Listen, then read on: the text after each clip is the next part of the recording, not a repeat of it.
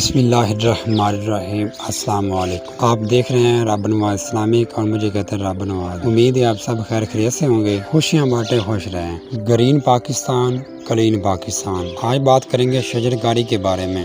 شجر کاری سے مراد ہے کہ درخت لگانا۔ درخت ماحول کو درست رکھنے اور خوبصورتی بنانے میں اہم کردار ادا کرتے ہیں۔ یہ ہمیں صاف ہوا فراہم کرتی ہیں، طوفانوں کا زور کم کرتے ہیں، آبی کٹاؤ کو روکتے ہیں، آب و ہوا کے توازن کو برقرار رکھتے ہیں اور آکسیجن فراہم کرتے ہیں۔ ایک درخت 36 ننھے بچوں کی آکسیجن فراہم کرتا ہے اور 2 پودے خاندان کو 10 درخت 1 ٹن ایئر کنڈیشن جتنی ٹھنڈک مہیا کرتے ہیں۔ یہ درجہ حرارت کو بھی اعتدال توازن بخشتے ہیں۔ درخت فضائی جراثیم اپنے اندر جذب کرتے ہیں اور نیز انسانوں اور حیوانوں کی غذا ضروریات فراہم کرتی ہیں۔ چرند پرند اور متعدد حیوانات کا مسکن بھی یہ درخت ہیں۔ ادویہ کے لیے ان کی چھال، پتے، بیج، پھول اور پھل سب استعمال ہوتے ہیں۔ یہ درخت ہی ہیں جو لاکھوں سالوں کے عمل کے بعد کوئلہ میں تبدیل ہو کر توانائی کا وسیلہ بنتے ہیں۔ شجر کاری باغات اور جنگلات کی اہمیت ضرورت اس وقت اور بھی بڑھ جاتی ہے جب چاروں طرف آلودگی بسیرا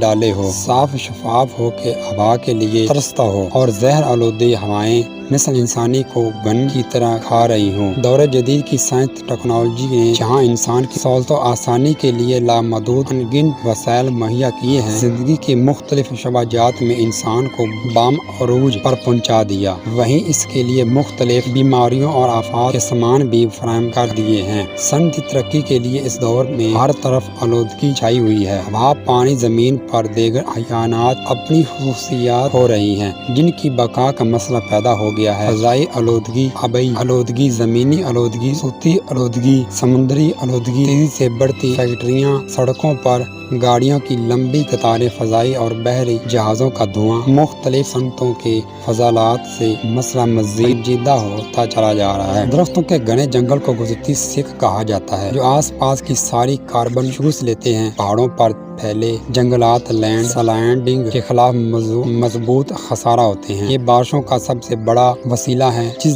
سے دھرتی آبیاری ہوتی ہے۔ یہی بارشیں موسمی اعتدال کا باعث بنتی ہیں۔ اللہ تعالیٰ نے مخلوقات اور دیگر مظاہرہ کائنات کی تخلیق کو اس طرح مربوط کیا ہے کہ یہ سلسلہ بغیر کسی رکاوٹ کے جاری چلا آ رہا ہے۔ اللہ نے انسان کو نباتات کے پھیلنے پھولنے کا ذریعہ بنایا ہے جس کی وجہ سے فضا میں توازن قائم ہے، لیکن اگر اس میں کسی طرح کی مداخلت کی جائے تو توازن میں خلل پیدا ہو جاتا ہے، تو اس کے براہ راست نقصانات انسانوں اور دیگر مخلوقات کو بھگتنا پڑتے ہیں۔ شجر کاری کی اہمیت زمانہ قدیم سے ہے۔ درختوں سے محبت کرنا اور ان کا خاص خیال رکھنا کئی اقوام کی تاریخی، تمدنی اور معاشی امداد کا حصہ آ رہا ہے۔ شجر کاری قدیم زمانے سے ہی ایک اہم شعبہ ہے جس میں وقت کے ساتھ ساتھ شجر کاری کے لیے آج جدید مشینوں نے آسانیاں پیدا کر دی ہیں۔ کسانوں کے لیے درخت لگانا مشکل نہیں ہے، البتہ یہ جاننا ضروری ہے کہ کب، کہاں اور کیسے بہتر پیداوار حاصل کی جا سکتی ہے۔ جیسے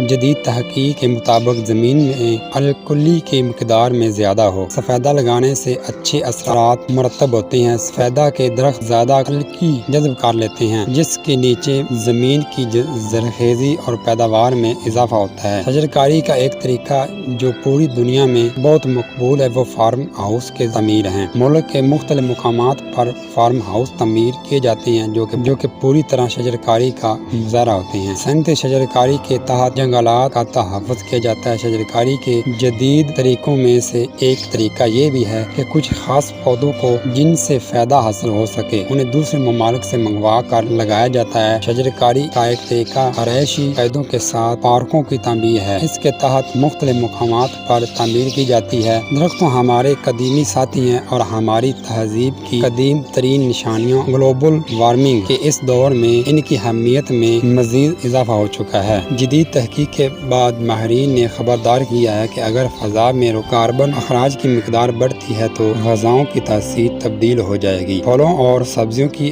غذائیت ہو جائے گی۔ آج ضرورت ہے اس امر کی کہ ہم ماحول درست سرمایہ کاری کریں اور زیادہ سے زیادہ درخت لگائیں۔ گرین پاکستان، کلین پاکستان، پاکستان زندہ باد۔ امید ہے یہ ویڈیو آپ کو پسند آئی ہوگی۔ اگر یہ ویڈیو آپ کو پسند آئی ہے تو میرے چینل کو سبسکرائب کریں۔ اگلی ویڈیو کے لیے اللہ حافظ۔